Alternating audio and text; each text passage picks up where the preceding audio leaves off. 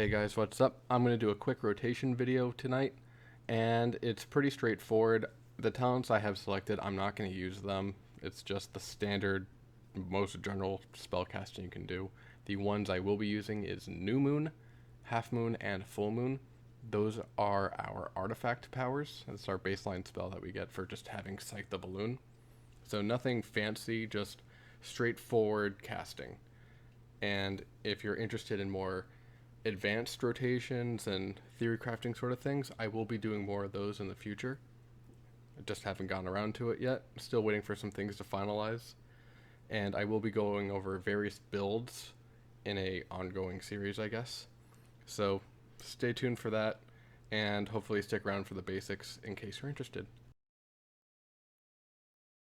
Here we have our gold artifact traits. I'm just going to quickly go over these. Moon and Stars does work with Incarnation, so it basically doubles the length of time you'll have that. Power of Goldrin is a 50% chance to launch a Spirit Doggy at something, and it does line damage, so like a Void Ray. And then Echoing Stars is just Starfall damage. Alright, so basic casting, Moonfire, Sunfire, and you just start casting Solar Wrath and you want to get your New Moon rolling. Half Moon, you can follow up with that, then a Full Moon just for a really big burst of Astral Power. Now, Astral Power is our main resource going into Legion. This is not necessarily Eclipse, but it's more like the new Insanity for Shadow Priests and Maelstrom, which is for Shaman. Astral Power is a builder spender, so you build into it and then you spend it. Pretty simple system. It's not Sine Wave Eclipse, which is, calculus, but the general rotation is just spam Solar Wrath while maintaining Moonfire and Sunfire. You want to keep your New Moon, Half Moon, and Full Moon spells rotating, so never cap out at 3 charges. And if you don't have a empowered Solar Wrath available, but you do have a Lunar Strike that's empowered, go ahead and cast Lunar Strike. Lunar Strike is more damage than Solar Wrath while it's empowered. It's based on the cast times as well.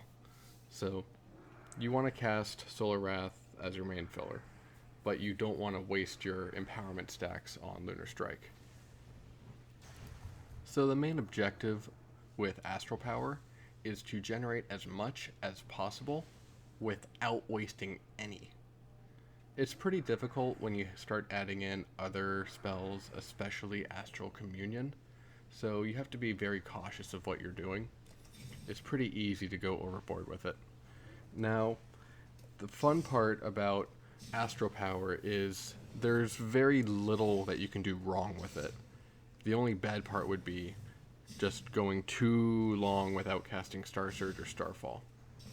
Now, you don't want to waste empowerment charges either, so you don't want to just build up all of this energy and dump 5 Star Surges into somebody, which is possible, by the way. But you would waste 2 charges doing that, because you only have 3 at a maximum. That's why you will never see me casting a Star Surge when I have 3 stacks of Lunar Strike or Solar Empowerment. I'm always dumping that 3rd charge before I can cast the other one. And you don't want to set yourself up for failure either, so be wary of that. It's a very dangerous thing when you're really high energy and you have a lot of stacks of empowerment. So basic Astral Power consumers are Starfall and Star Surge. Now, I don't cast Starfall here. I'm going to do an AOE section in just a second. But Star Surge will cost 40 Astral Power. We have a maximum of 100. Starfall is 60. So, when I say you can cast 5 in a row, it's not exactly 5 in a row. You can go 2, then you'll have 20 Astral Power left. Then you can use Astral Communion.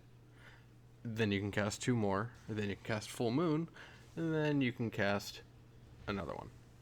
And you can probably cast another one if you just use your New Moon and Half Moon fillers right there. So you might be able to get 6, but it's not bursty at that point. But you can do a lot of damage, especially in PvP. Alrighty, let's do some AOE tactics. Dot everything. Starfall. That's pretty much it. So, being less sarcastic, we literally do just dot everything, fill with Lunar Strike, and keep Starfall down as often as possible without overlapping it.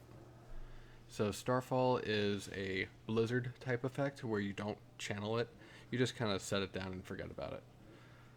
It does a lot of damage through dot empowerment. So it's something called Stellar Empowerment, and that increases the damage of your dots based on a set amount plus your mastery. Now, Starfall's damage is actually quite weak. It might do 1 to 4% of your overall damage in an AoE encounter. But the damage you get from your dots is nothing to shrug off. It's probably one of the strongest AoEs we've ever had. Wrath of the Lich King had a pretty strong Starfall, but I think this would be better just because, well, we can actually maintain it for a pretty decent amount of time. So, don't fret about target count. You don't have to do all this complicated math. Just understand the general rule is going to be 3 or more targets is when you press Starfall over Star Surge. Starfall costs 60 Astral Power baseline, so it's hard to maintain, and it pairs very well with Shooting Stars just for that extra Astral Power generation. So I strongly recommend you take Shooting Stars at any point you want to do a lot of AoE, like dungeons and probably most raid bosses. Anyway, that's been the overview casting for Balance Druids and Legion. Hopefully we can do some more in-depth stuff next time. Anyway, I'm Sice, signing off.